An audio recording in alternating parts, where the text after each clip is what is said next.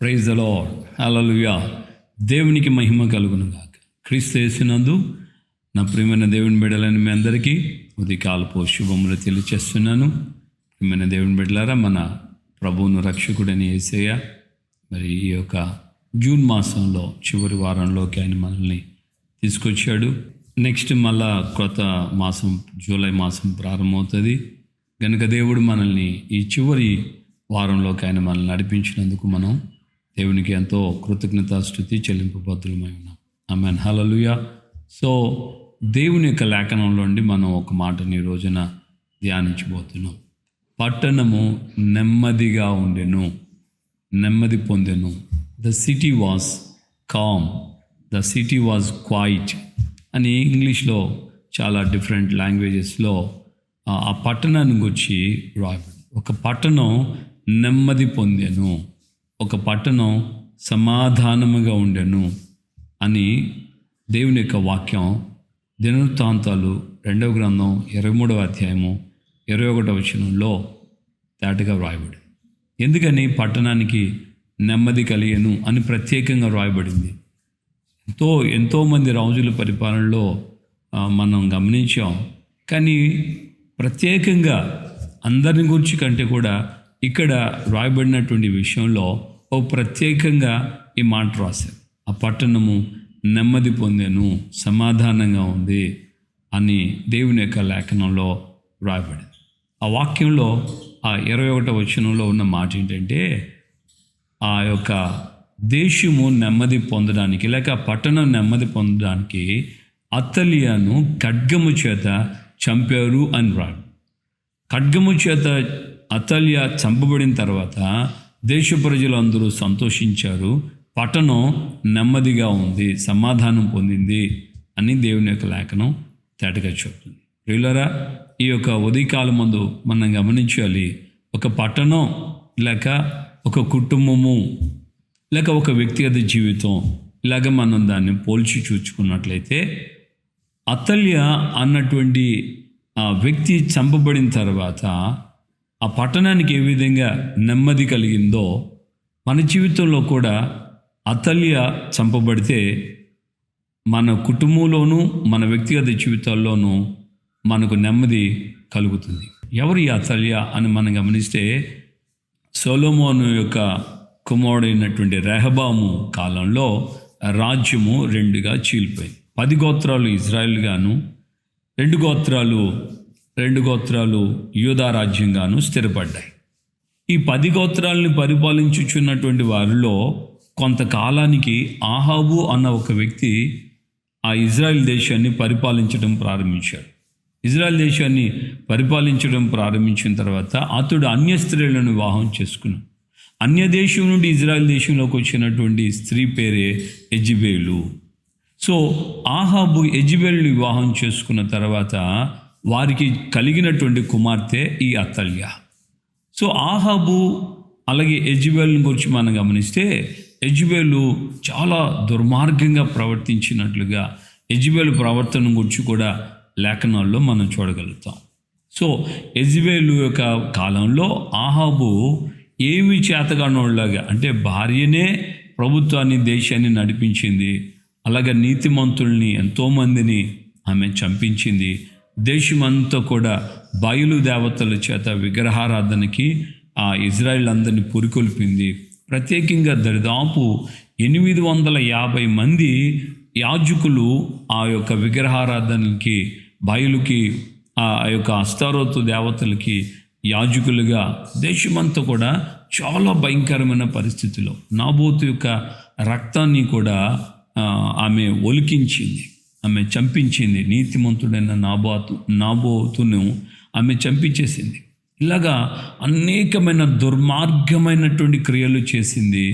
ఆమె దుర్మార్గంగా బ్రతకటం మాత్రమే కాకుండా తన పిల్లలకు కూడా అది నేర్పించింది. అందువలన ఆ తల్లిని పోలిన పిల్లగా ఈ అతల్య కూడా యూదారాజును వివాహం చేసుకుంది. యెహోరాము అన్నటువంటి యూదారాజును వివాహం చేసుకుంది.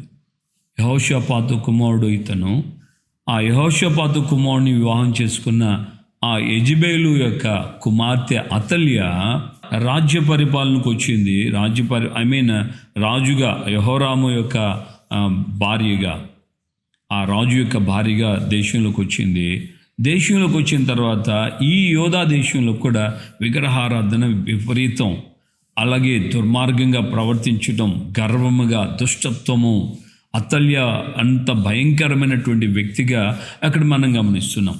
అదే సమయంలో ఆమెకు సంతానం కలిగిన ఆమె కుమారులు కూడా ఆమె దుర్మార్గంగా ప్రవర్తించడానికి నేర్పెను అని ఈ యొక్క దినవృత్తాంతాల గ్రంథంలోనే మనం గమనిస్తాం. అందువలన దేశం అంతా కూడా అల్లకల్లోలం అయిపోయింది. దేశమంతా కూడా వేదన, భయము, భీతి, ఏ క్షణం ఎప్పుడు ఏం జరుగుతుందో తెలియదు.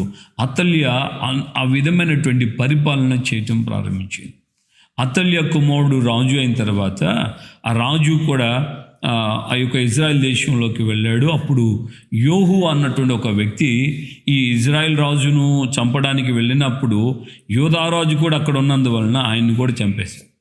ఇప్పుడు అతల్య ఏం చేసిందంటే తన కుమారుడు చంపబడ్డాడన్న విషయం తెలుసుకొని ఇప్పుడు ఈ యొక్క అతల్య ఇక తన కుమారులుగా ఉన్నవారిని కానీ, తన కుమారునికి కుమారులుగా పుట్టిన పిల్లలను కానీ దరిదాపు అందరిని చంపించేసింది. ఒక్క అబ్బాయి చంటి బిడ్డను తప్పించారు. ఆ యొక్క చంటి బిడ్డ ఒక్కడ తప్పించబడ్డాడు తప్ప మిగతా వాళ్ళందరినీ రాజకుమారుల రాజవంశమును ఈమె లేకుండా చేసేసింది. అంత ఘోరమైన వ్యక్తి ఈ అతల్య. ఇలాంటి అతల్య దైవజనుడైనటువంటి యెహోయాదా కాలంలో అతల్య ఖడ్గము చేత చంపబడిన తర్వాత ఈ దైవజనుడు యాజకుడు యెహోయాదా యోవాషు అన్నటువంటి రాజకుమారుని 6 సంవత్సరాల వరకు కాపాడబడినటువంటి ఆ రాజకుమారుడు అతల్యకి తెలియకుండా అబ్బాయిని కాపాడారు. 7వ సంవత్సరంన అతన్ని రాజుగా అభిషేకించారు. రాజుగా అభిషేకించిన తర్వాత అతల్య దాన్ని చూచింది. దేవుని మందిరంలోకి వచ్చి ద్రోహం అంటూ ఆమె తన బట్టలు చింపుకుంటూ బయటికి పరిగెత్తిన తర్వాత దేవుని మందిరం నుంచి బయటకు వచ్చిన తర్వాత ఖడ్గము చేత ఆమెను జనులు, సైన్యాధిపతులు ఆమెను హతము చేశారు. తర్వాత దేశము నెమ్మదిగా, ఆ పట్టణం నెమ్మదిగా, ప్రజలందరూ సంతోషంగా జీవించడం ప్రారంభించారు. భౌతికంగా, సామాజికంగా, ఆధ్యాత్మికంగా దేశము నెమ్మదిగా, వ్యక్తిగత జీవితాలు నెమ్మదిగా, కుటుంబాలు నెమ్మదిగా ఉండాలంటే అతల్య లాంటి స్పిరిట్, అతల్య లాంటి స్వభావాలు మనము ఖడ్గము అంటే వాక్యము చేత మనం చంపుకోవాలి. ఖడ్గము చేత చంపబడిన తర్వాతనే అది వ్యక్తిగత జీవితం కావచ్చు, కుటుంబం కావచ్చు, పట్టణం కావచ్చు, లేక సంఘం కావచ్చు, నెమ్మదిని, సమాధానాన్ని అనుభవించుటకు కారణమవుతుంది.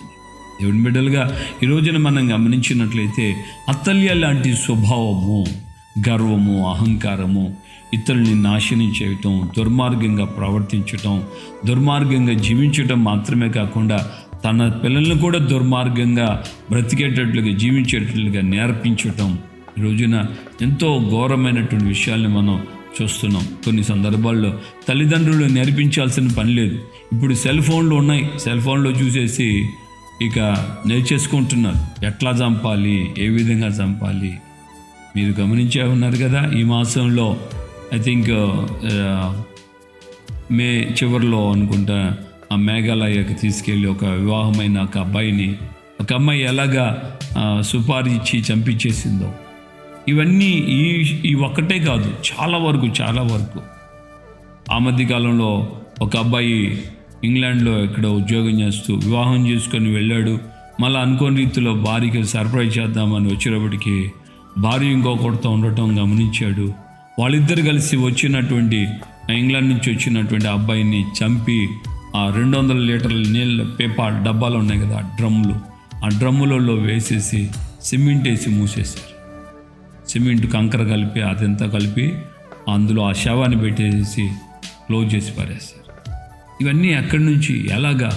తల్లిదండ్రులు నేర్పించాల్సిన వల్ల ఈ రోజున సాతాండే వాళ్ళకి తల్లిదండ్రులుగా ఉండి ఈ దుర్మార్గంగా ప్రవర్తించడం, ఎలా చంపాలి, ఒక వ్యక్తిని ఎలా చంపొచ్చు, ఒక వ్యక్తిని అలా మోసం చేయొచ్చు, ఒక వ్యక్తిని అలా చీటింగ్ చేయొచ్చు, ఈ సైబర్ క్రైమ్స్ అన్నీ ఉన్నాయి కదా. సైబర్ క్రైమ్స్లో ఒక వ్యక్తి యొక్క డబ్బుల్ని ఎలాగా దోచేసుకోవచ్చు, ఇలాంటి ఘోరమైన విషయాలు, ఘోరమైనటువంటి పనులన్నీ ఈ యూట్యూబ్ ద్వారాను, సోషల్ మీడియా ద్వారాను, సెల్ ఫోన్ ద్వారా ఇవన్నీ జనాలు నేర్చుకుంటున్నారు. ప్రత్యేకంగా తల్లిదండ్రులు ఆ దినాల్లో అతల్య అలాంటి స్థితిలో ఉండి తన పిల్లలకి దుర్మార్గంగా ప్రవర్తించడం నేర్పిస్తే, ఈ రోజున సెల్ ఫోన్లే ప్రతిదానికి అటు కొన్ని సందర్భాల్లో మంచివి నేర్చుకునే వాళ్ళు ఉన్నారు, కొన్ని సందర్భాల్లో దుర్మార్గంగా మోసపు క్రియలతో అపవిత్రమైనటువంటి కంటెంట్ ఎక్కువగా అపవిత్రమైనటువంటి వాటి వైపే జనులు ఆకర్షించబడతా వస్తున్నారు. మోసం చేయటం, అపవిత్రంగా బ్రతకటం, అజ్ఞానంగా బ్రతకటం. ఒక అమ్మాయి మధ్యకాలంలోనే ఘోరంగా చెబుతుంది, నేను వ్యభిచారిణి అయ్యాను, నా శరీరాన్ని అమ్ముకుంటున్నా, బ్రతుకుతున్నా, నేను అలా జీవిస్తున్నా అంటూ నేను ఆ విధమైనటువంటి స్థితిలోకి, ఆ విధంగా ఈ ఫోన్ వీడియోస్ చేసేదానికి నేను వెళ్తున్నా, అది నా వృత్తి అన్నట్లుగా ఎంతో డేర్గా, ఎంత సిగ్గు కూడా లేకుండా అపవిత్రమైన కార్యాల వైపు అటు వెళ్ళిపోతుంది. అందువలన తాత్కాలికమైన ఆనందాలు, సంతోషాలు, ఆర్థికంగా పరిస్థితులు కనబడతాయేమో, కానీ తర్వాత ఘోరమైన పరిస్థితి. దేవుని బిడ్డలారా, ఈరోజున మన యొక్క హృదయాల్లో మనం అంత ఘోరమైన స్థితిలో ఏమి లేము అని అనుకోవచ్చు, కానీ గర్వము, అహంకారము, తిరుగుబాటు చేయటం, క్షమించలేని మనస్తత్వం, ఇవన్నీ మనం కలిగి ఉన్నా కూడా ఇవి కూడా అతల్య లాంటి స్పిరిట్సే. కాబట్టి వాక్యం మూలముగా, వాక్యము ద్వారా, వాక్యము చేత నీలో కలుగుతున్నటువంటి ఈ యొక్క అతల్య స్పిరిట్ని నువ్వు ఎప్పుడైతే చంపటం ప్రారంభిస్తావో, నీ జీవితంలో, నీ కుటుంబంలో అహంకారము, గర్వము ఇవన్నీ నువ్వు చంపటం ప్రారంభిస్తావో, తద్వారా నీ జీవితంలో తప్పకుండా నీకు దేవుని యొద్ద నుండి నీకు, నీ వ్యక్తిగత జీవితానికి, కుటుంబానికి, నీ పట్టణానికి, సంఘానికి నెమ్మది, సమాధానం కలుగుతుంది. అతల్య ఖడ్గము చేత చంపబడినందువలన దేశము, ఆ పట్టణము నెమ్మలమాయను, సమాధానంగా ఉంది. మరి ఈరోజున నీ కుటుంబం సమాధానంగా, నెమ్మదిగా నీ వ్యక్తిగత జీవితాలు కొనసాగించబడుతున్నాయా? నీ పట్టణం నెమ్మదిగా ఉందా? నీ యొక్క సంఘము నెమ్మదిగా ఉందా? వీటికి కారణం ఆ అతల్య ఇంకా జీవించుచూ ఉండుట చేత. కనుక వాక్యము చేత అతల్యాన్ని చంపేస్తే మనము నెమ్మదిగా, సమాధానంగా ఉంటాం. తగ్గింపు, దీన మనసు, విధేయత, లోబడటం ఇవన్నీ దైవ లక్షణాలు. ఇవన్నిటికి వ్యతిరేకమే గర్వము, అహంకారము, తలబిరుసుతనం, తిరుగుబాటు చేసి మాట్లాడటం, క్షమించకపోవటం, తగ్గించుకోకపోవటం, ఇవన్నీ అతల్య లేక సాతాను యొక్క స్పిరిట్సే. కనుక మనం దేవుని సన్నిధిలో ప్రార్థన చేసుకుందాం, విడిచిపెడదాం, వాటిని ఖడ్గము చేత, వాక్యము చేత చంపుదాం, వాటిని జయిద్దాం. అప్పుడు దేవుని యొక్క వాక్యం చెప్తుంది, ఆత్మ చేత శారీరక క్రియలను మీరు చంపిన యెడల మీరు జీవిస్తారు అని. ప్రార్థన చేసుకుందామా? ఆత్మదేవునికి అప్పగించండి. అయ్యా, మీ ఆత్మకు నన్ను నేను అప్పగించుకుంటున్నాను, ఆత్మ చేత శారీరక క్రియలను చంపే కృప నాకు ఇవ్వండి అని నువ్వు ప్రార్థన చేస్తే తప్పగా దేవుడు నీకు సహాయం చేస్తాడు. ప్రార్థన చేసుకుందాం. పరిశుద్ధుడైన మా తండ్రి, మీ పాదాల స్తోత్రాలు. ఈ ఉదయకాలం ముందు నాయన, అయ్యా, నాతో మాతో మీరు మాట్లాడిన మీ అమూల్యమైన వాక్కులకై స్తోత్రాలు. నిజమే ప్రభువా, అయ్యా, మా జీవితంలో, మా బ్రతుకులలో అయ్యా మేము అతల్య లాంటి స్పిరిట్స్, ఆ తలంపులు, ఆ యొక్క క్రియలు, ఆ ఆలోచనలు, మాటలు కలిగి ఉన్నంతకాలం మా జీవితాల్లో అయ్యా మేము నిశ్చయముగా సమాధానంతోనూ అల్లకల్లోలమైనటువంటి బ్రతుకుతో మేము బ్రతుకుతాం. కనుక వాక్యము అనే ఖడ్గము చేత అతల్య లాంటి స్పిరిట్స్, శరీర కోరికలు, శరీర స్వభావం, శరీరానుసారమైన మనస్సు, వీటిని మేము జయించడానికి కృపనివ్వండి. మీ రక్తం మా మీద ప్రోక్షించి ప్రభువా మమ్మల్ని మీరు పరిశుద్ధపరచండి, పవిత్రపరచండి. అయ్యా, మేము సమాధానంగాను, నెమ్మదిగాను జీవించినట్లుగా అయ్యా, వాక్యమైన మీరు అయ్యా మీ యొక్క ఆత్మ ద్వారా వీటన్నిటిని మేము జయించే కృపను, శక్తిని, అధికారాన్ని మీరు మాకు అనుగ్రహించమని ప్రార్థన చేస్తున్నాం. సహాయం చేయండి. చాలిందేవుడుగా ఉండి కార్యాలు చేసి ఘనత, మహిమ, ప్రభావాలు మీరు మాత్రమే పొందమని ఉదయ కాలమందు ఈ మీ మాటలు విన్న నీ ప్రిబిడలని మేమందరము అయ్యా వాక్యమైన మీ యొక్క అయ్యా ఖడ్గము చేత ఆత్మదేవుని ద్వారా శరీర కోరికలను, తలంపులను, క్రియలను మేము జయించి మేము సమాధానంగా, నెమ్మదిగా బ్రతుకుతూ మీకు మీ నామానికి మహిమ తెచ్చే పాత్రలుగా ఉండుటకు సహాయం చేయమని యేసయ్య పరిశుద్ధ నామములో ప్రార్థన చేసి పొంది ఉన్నాము తండ్రి. ఆమేన్. మన ప్రభువైన యేసుక్రీస్తు కృపయు, తండ్రి అయిన దేవుని ప్రేమ, పరిశుద్ధాత్మిక అన్యోన్య సహవాసం, సమాధానం ఇప్పుడు ఎల్లప్పుడూ సమస్త ప్రజలకు, సమస్త సంఘములకు కృపయు సమాధానం తోడే ఉండి ఆయన రాకడి రాజ్యానికి సిద్ధపరిచి నడిపించును గాక. ఆమేన్, ఆమేన్, ఆమేన్. హల్లెలూయా. ప్రభువుకి వందనాలు. నిశ్చయంగా దేవుని యొక్క కృపా విధంగా ఆత్మదేవుని ద్వారా ఖడ్గము చేత వాటిని మనం జయించి మనం నెమ్మదిగా ఉందాం. మనతో పాటు మన కుటుంబము, మనతో పాటు మన యొక్క గ్రామము లేక పట్టణము లేక మన సంఘాలు సమాధానంగా ఉండేటట్లుగా దేవునికి అప్పగించుకుందాం. కృప మీకు తోడుగా ఉండాలి.